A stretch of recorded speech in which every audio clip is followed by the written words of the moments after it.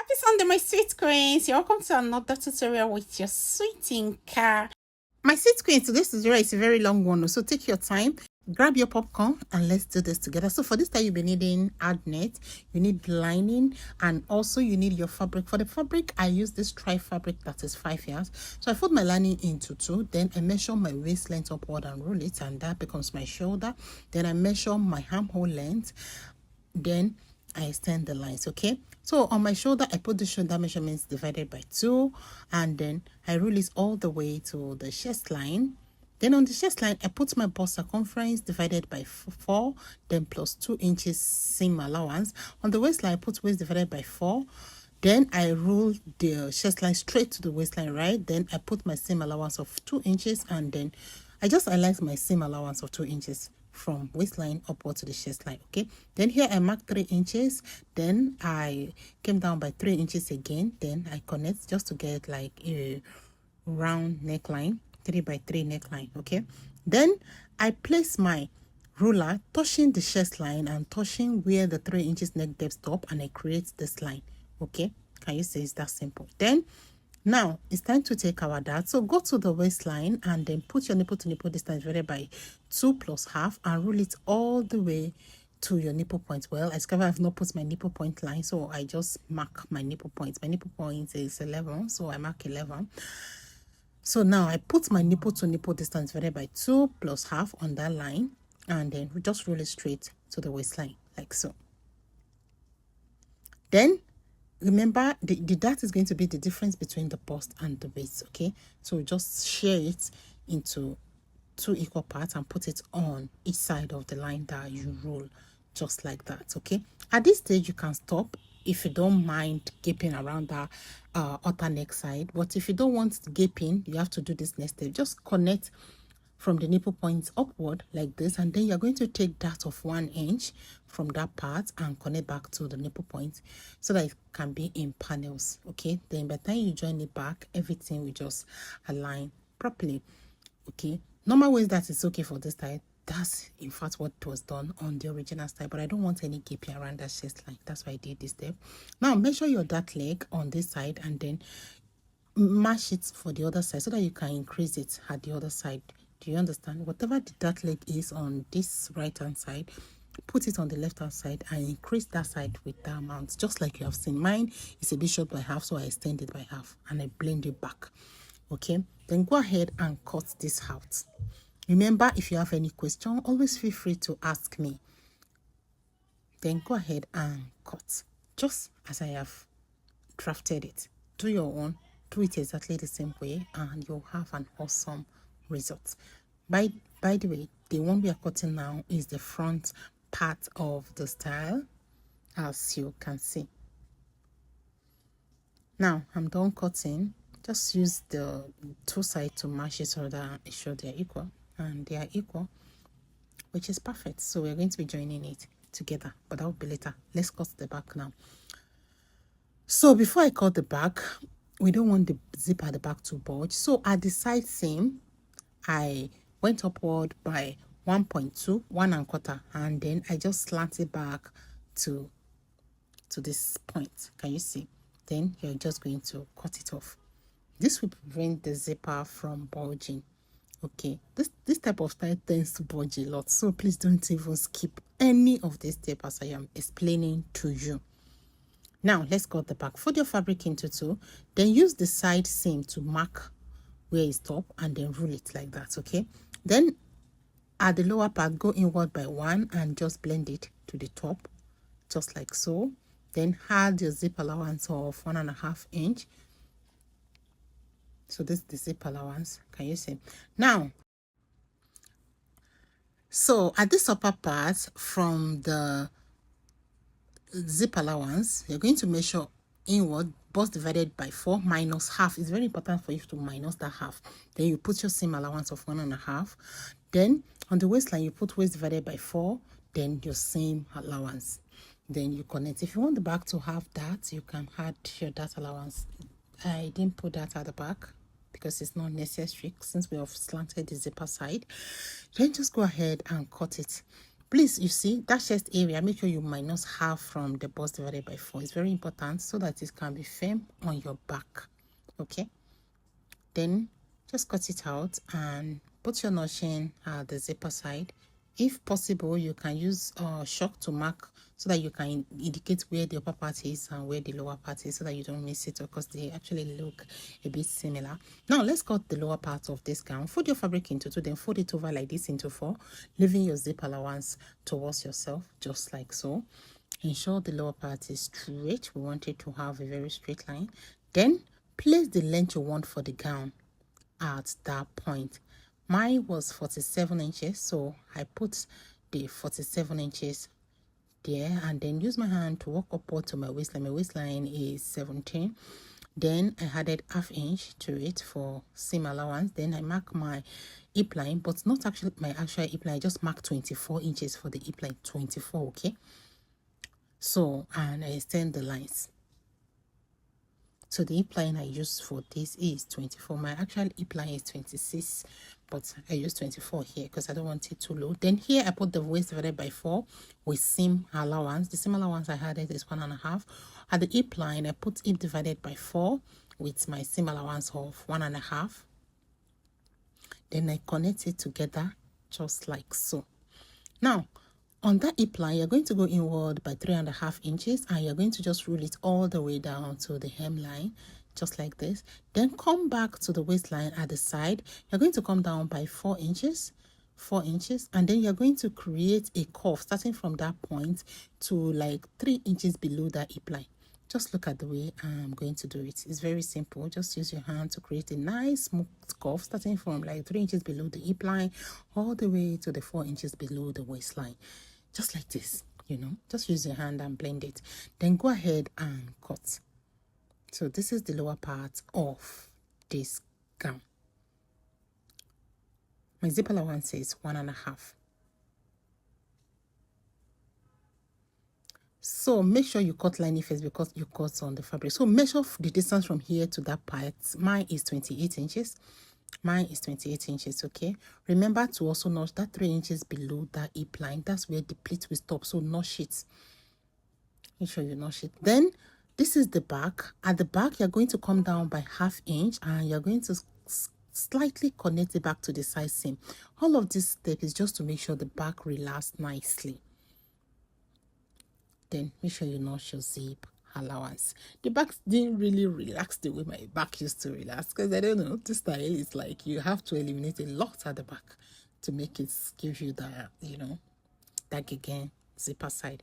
Now fold your fabric into 2 and then fold it over into 4, just like this. We want to cut the lower part first because you see that other side that you are going to cut away, it can cut the upper part conveniently. In fact, you will even have extra.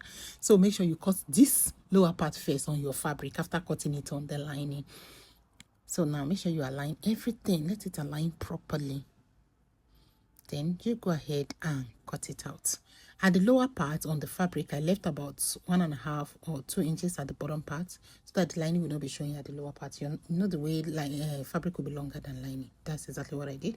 Had that down part. Can you see? Make sure you notch where the pleat will start to. It's just like 3 inches below that hip line. I didn't notch it here, but I don't know why. But yeah, take note of that. So you see this part, it can cut the upper part. That's why I said when you cut on your lining, use this part to cut the upper part. So don't start by cutting the upper part on your fabric first. If not, just waste your fabric for no reason. So this part can cut the upper part conveniently. So what I did after folding my fabric into 2, I placed the lower part of the front of the skirt like this because I want the line from the upper part to go continuously all the way down. Do you understand? That's why I put it there so that everything can align properly. So this is the center front piece. I place it and then just go ahead and cut. You know, nothing really serious. Exactly the same way it's on the lining. Exactly that same way. Now let's cut the back. So fold your fabric into 2 again. Pay attention to the line so that everything can be continuous, you know, when you join them. And go ahead and cut exactly the way it is on the lining.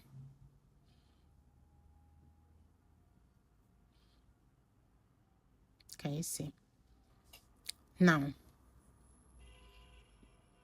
that part. Now this is the time I'm notching it. So notch is, so where we notch is where the piece will start from. It's very important for you to notch. So now pay attention to this explanation. You know, this is 9, but you know, it's like from center, from this side seam to this place, right? It's 9. And you have the same thing all the way to the back. Don't forget that.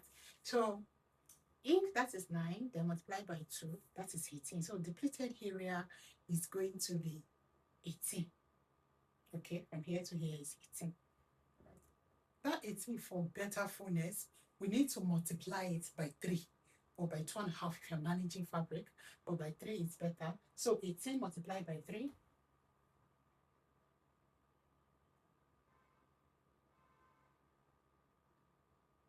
(18 times 3), that is 54. So we already have 54 that we need to use and gather this part. But remember, we still have the remaining length, right? So this remaining length you are going to measure. This is 21, and you know we have front and back. So 21 into 2, that is 42. So 42 plus 54, that is 96. So you need something that the length measures 96. And the length is going to be the length of this place. You know, we cut this part away, if you remember. From here to here, I asked you to measure it. When I measured mine, it was 28. This is 28. So this 28, you know, because you are going to be sewing, you need to add extra allowance for hemming, all of that anyway.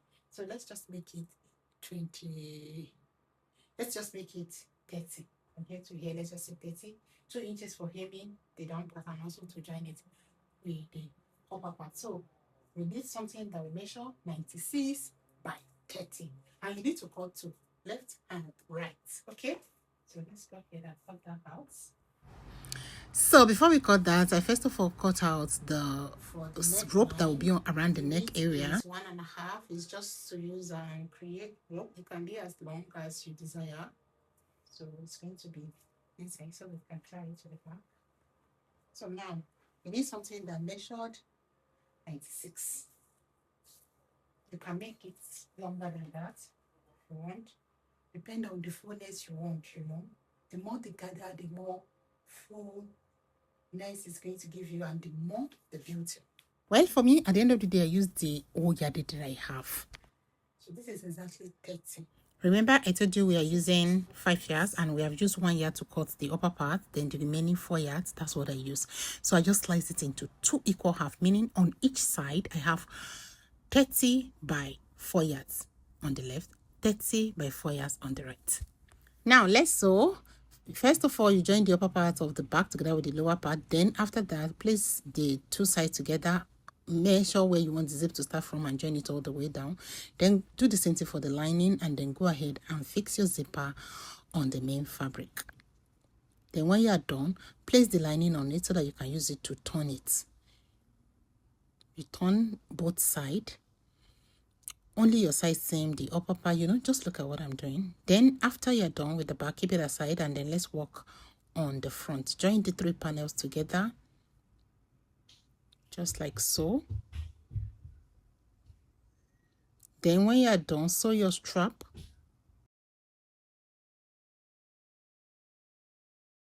So when you're done with the strap, place the 2 of them together like this and place it on the right hand side of the fabric, just like this, and stitch it at that tip, you know, stitch it there.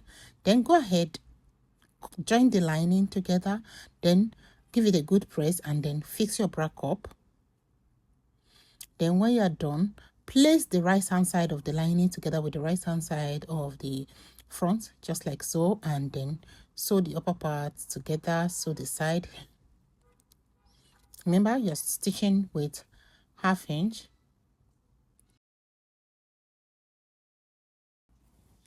So here I remember I haven't joined the lower part of the main cloth, so I joined it. So as you're joining, remember you're only sewing that side seam area. So now this is the bottom part. Align the lining together with the cloth and sew the 2 of them together at the hemline with 1/2 inch.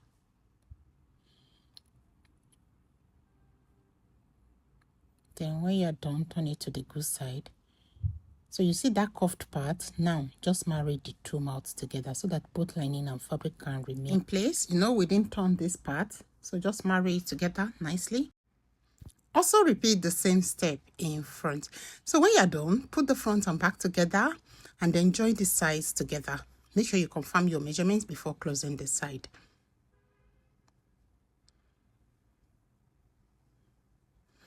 Now we are done. So the next thing is to attach the pleated area. So you are going to start from the hemline, but before then, remember this particular piece, you know, the short side, you're going to hem it, then one side of the long one. Do you understand? You know, it have four sides, right? The two short side, you're going to sew it, and then the long side, you're going to sew one of it, just like you are seeing now.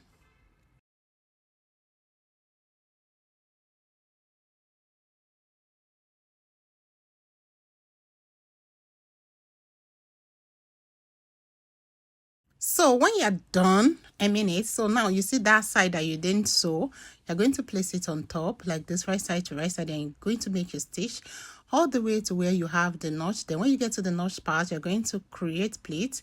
Another thing you can do is when you start in front, when you get to that notch, back stitch and stop, go to the back, sew it again from the other side. When you get to the notch, back stitch and stop, then the excess, you're just going to pleat it around the circumference. I hope that is easy to grab.